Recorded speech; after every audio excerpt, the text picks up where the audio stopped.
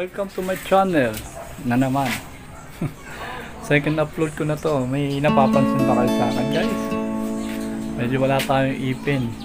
Yung upload ko pala nung una na sabi ko pupunta ako ng dentist para pagawa ng ipin. Kasi isa na lang to eh. Isa na lang. Medyo malungkot dahil pina-x-ray ako.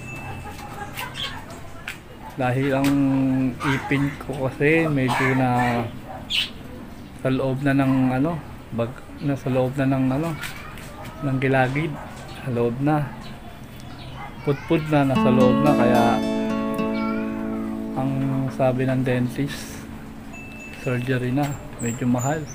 Nalulungkot ako, yung pera hindi kasya, naubos na